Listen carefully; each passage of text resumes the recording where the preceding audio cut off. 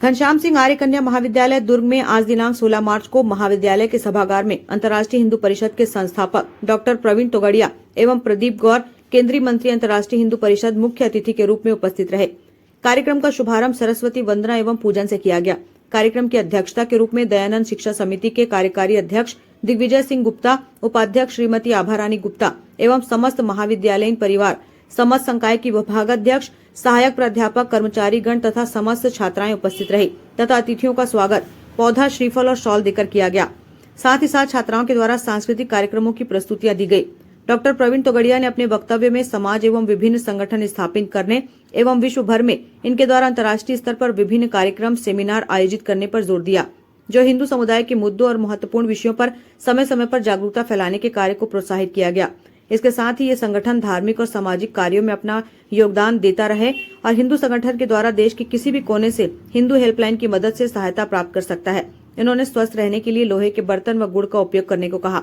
शिक्षा के साथ ही स्वरोजगार के साधन पर भी जोर दिया। इस मिशन को राष्ट्रीय छात्र परिषद के नाम से जाना गया तथा इनका पूरा जीवन हिंदू धर्म और संस्कृति के प्रति समर्पित रहा। कार्यक्रम का मंच संचालन डॉक्टर निशा श्रीवास्तव द्वारा किया गया। दयानंद शिक्षा समिति की ओर से अतिथियों के लिए सात्विक भोजन की व्यवस्था की गई। अंत में आभार श्रीमती निशा साहू के द्वारा दिया गया एवं कार्यक्रम की समाप्ति की घोषणा की गई। आपका ही राज हो, क्योंकि हिंदुत्व को लेकर आपने जो एक अभियान छेड़ा है, वो अभियान कभी न आगे, कभी न खत्म हो, हमेशा आगे। महिला सुरक्षा का बड़ा काम करते हैं और ये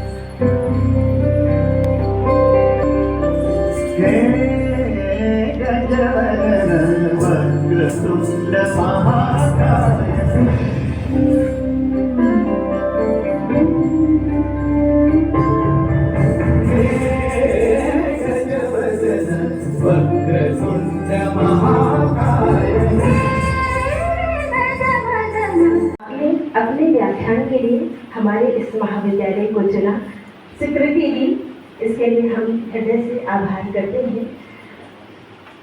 महाविद्यालय के लिए नहीं, पूरे दुर्ग शहर के लिए गौरव का विषय है। तो आइए, यह ऐतिहासिक पल, यह स्वर्णिम पल सभी अपने अपने कैमरे में इसको कैद कर रहे हैं।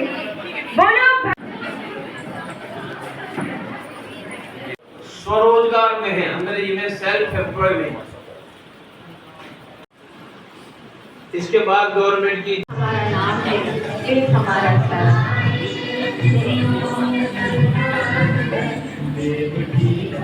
बताया था कि भाई सूर्य के समान, तो हमारे लिए तो ये सूर्य से भी कहीं बड़े हैं।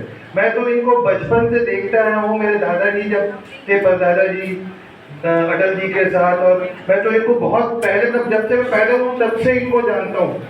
और इनका जब हम टीवी में देखते थे, और आज इतना सौभाग्यपूर्ण दिन है कि वो आज हमारे सामने है, हमारे पास है।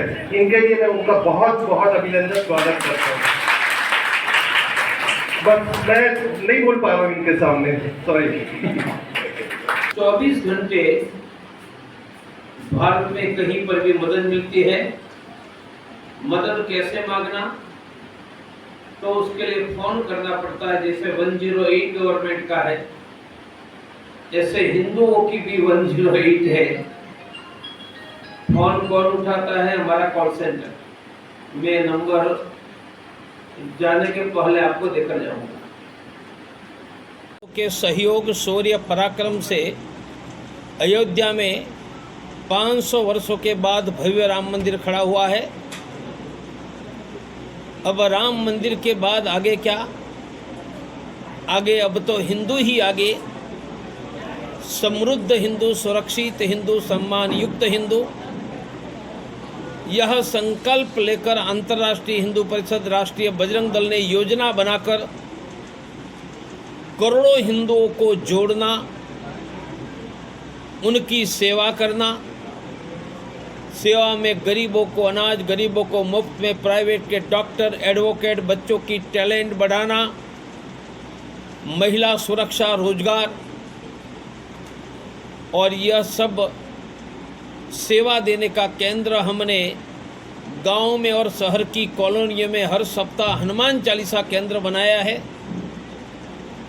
इसलिए हनुमान चालीसा केंद्र हनुमान जी के नाम स्मरण के साथ हिंदुओं के कल्याण का भी केंद्र है।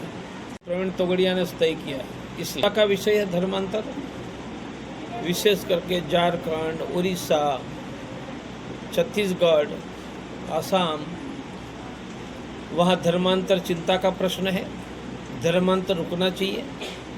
रोकने के लिए शिक्षा, स्वास्थ्य, रोजगार, 3 बातों पर सरकार भी ध्यान दे। हमने भी इस बातों पर ध्यान देकर काम करना शुरू किया।